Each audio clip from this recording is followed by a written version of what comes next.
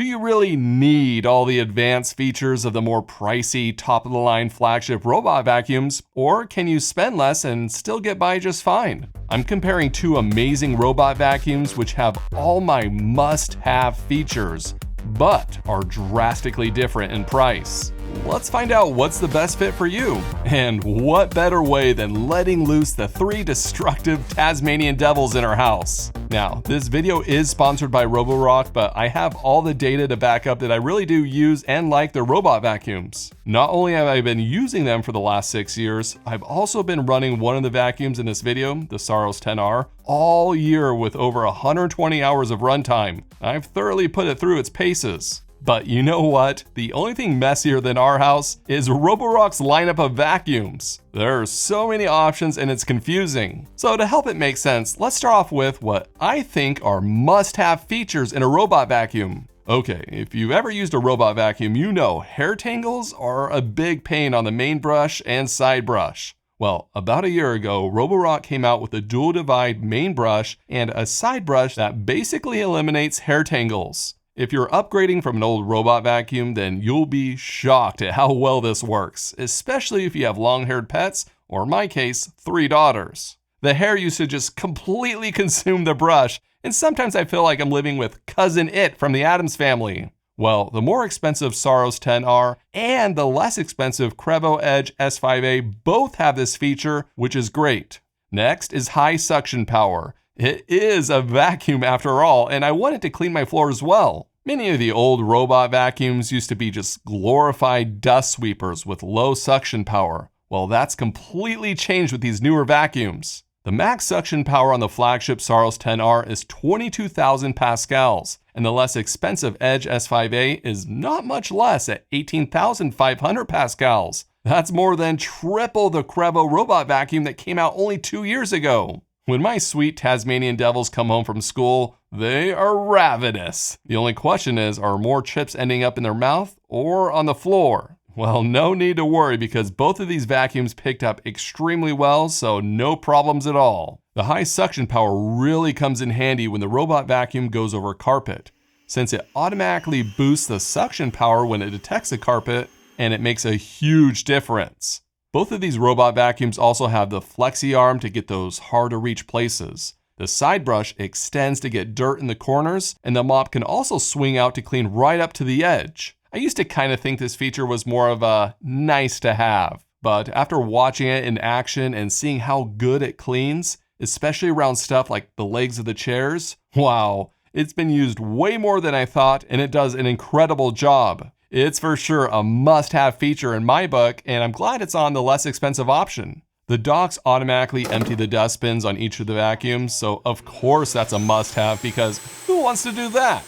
I think another obvious must-have feature is being able to map out the house and avoid obstacles. They both can do this, but there are some major differences between the two on how this is done, so you'll definitely want to stick around and hear what those are in a minute. Now, if you would have asked me 6 years ago if mopping on a robot vacuum was a must-have feature, I probably would have said no. Back then, it was just a wet cloth that it would drag around, not super effective, and I would need to refill the vacuum mop tank every 20 minutes. Yikes. Fast forward to now, and it's completely different. Both of these robot vacuums have the spinning mops, which are my favorite, and do an incredible job mopping the floor, which you can see in action. Now is a make or break moment for the Tasmanian devil in her natural habitat. Will she be able to put her juice on the counter without spilling?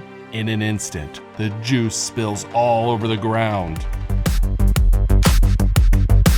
As you can see, these mops have no problem cleaning up a little juice spill, and any stickiness that was on the ground is completely wiped away after the mops go by.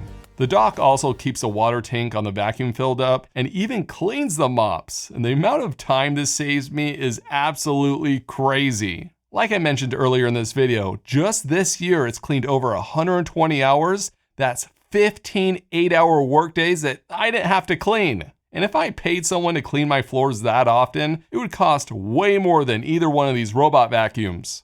Both of these docks not only clean the mops, but use hot water for a deeper clean. They can even automatically adjust the water volume and duration based on how dirty the mops are.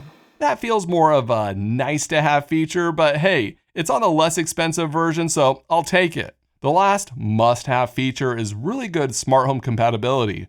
Both of these vacuums support Matter, so it will connect to basically any smart home system out there. I love automating our vacuum to run while we're gone, and I'm glad to see both of these are easy to automate with my smart home. Alright, as you can see, the Qrevo Edge S5A is quite the powerhouse. It's very similar to the premium flagship while only costing a fraction of the price. But do you need the extra features of the Saros 10R? Well, you might, so let me show you what those are. Okay, one of the biggest differences between these two is the AdaptiLift chassis. The more expensive Saros 10R can lift up the entire vacuum to have more clearance to go over thresholds. Basically, if you have a big bump between the rooms in your house and the only way the vacuum can enter the room is by going over the bump, in that case, a vacuum like the Saros 10R with AdaptiLift might be worth it. Or else you'll need to physically lift it over the bump or help it if it gets stuck, and that'll get annoying quickly. Now, if you don't need the robot vacuum to go over the threshold in your house, you could just block that area off in the map so it doesn't get stuck. So I would look at that option first, and that way you only upgrade to the AdaptiLift chassis if you absolutely need it. That's the first big difference, but there are two more that you'll definitely want to know about. The second difference is how these vacuums map out and navigate your house. The less expensive Edge S5A uses LiDAR, you know, the little spinning thing on top of the vacuum, and this technology has been around for a long time and it works very well. The Saros 10R doesn't use LiDAR, but instead uses time of flight. Roborock calls it StarSight 2.0, and this allows the robot vacuum to see the shapes of objects. So yes, it can still map the house, but has some extra benefits. For one, the lack of LiDAR on top makes it much shorter and it can fit under low clearance furniture to clean. The floor under our cabinets here in the family room used to be nasty, but now that the vacuum can fit underneath, I don't have to worry about it anymore. StarSight can also identify floor types and furniture around the house. Now, that benefit was 100% nice to have, and I would not upgrade for that one alone. But this next benefit is a much bigger deal for me. So both the less expensive and flagship robot vacuums can avoid obstacles on the ground, but they're not created equal. The more expensive Saros 10R can use the time of flight sensors in combination with the camera on board to avoid obstacles. This helps it be more accurate than the Qrevo Edge S5A that doesn't have a camera. And if you have kids or pets in your house, this can come in clutch. As you can see, the Tasmanian Devils use the floor as their storage area. Come on! At least it tests the vacuum's obstacle avoidance. I am not saying the Saros 10R never gets stuck, because it occasionally does, but it's way better than the other vacuums. Just look at it avoiding obstacles compared to the Edge S5A. The Saros 10R stays far away from the objects and even hides a side brush when it's near a cord. I let it run for a long time around all these obstacles and it didn't get stuck once. Let's see the Qrevo Edge S5A's approach. It just attacks the cord head on. It's a bold strategy, Cotton. Let's see if it pays off for him. Hey, it luckily didn't get stuck. It recognizes the larger items, but since it doesn't have the more accurate sensors, it doesn't see the cords low to the ground. Well, that luck eventually runs out and it gets caught on things the more expensive 10R avoids. The Saros 10R also has a thing called VertiBeam, which is basically eyes on the side of the vacuum as an extra way to help avoid obstacles. If we were mainly running the robot vacuum while we're home, getting stuck on things wouldn't be that big of a deal, especially if I was picking up the cords on the ground.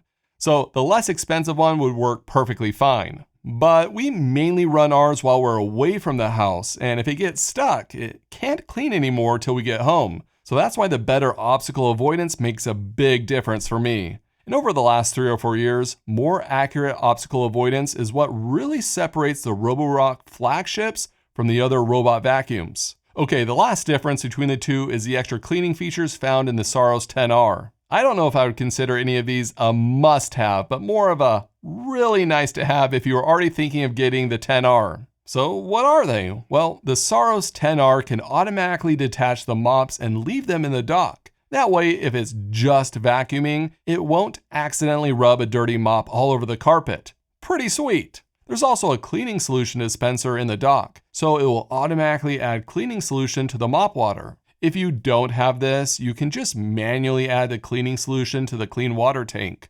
not a huge deal, but a nice convenient feature to have it automatically done on the flagship. The last difference is the Saros 10R has deep cleaning for heavy dirt stains. The way it works is if the vacuum detects extra dirt on the ground, it will temporarily increase the suction power and go over that spot again. The amount of dirt and sand my kids bring in from school and playing outside always shocks me. So I really appreciate this feature to take advantage of that really high suction power. Even though the less expensive Qrevo Edge S5A doesn't have this feature, it does have the ability to detect extra dirty spots while mopping, and it will double mop that area again. It can also automatically boost suction power to deep clean around pet supplies, so it's still really good. As you can see, you're not giving up tons of features by going with the less expensive Qrevo Edge S5A, just a lot of nice to have features. So if you don't have any large thresholds and you're not worried about it getting stuck on obstacles, then I would probably just save money and go for it. You're still getting tons of the must-have features like tangle-free brushes, high suction power, and excellent mops that get cleaned with hot water in the dock. If you're wanting the most hands-off approach possible, the Saros 10R will give you the best flagship experience. It does it all and more, and I've been blown away at how well the Saros 10R has cleaned our house over the last 10 months with such little interaction for me. It's truly an incredible machine. Check out the links to both of them in the description, and there should be some good Black Friday sales going on, so take a look. Thanks for watching. Here we go again. What do the humans want me to clean now? Holy motherboard. Wait, please stop. Please, I'm begging you. Son of a glitch. 404 my life. I'm about to lose my cash. Sweet mother of algorithms.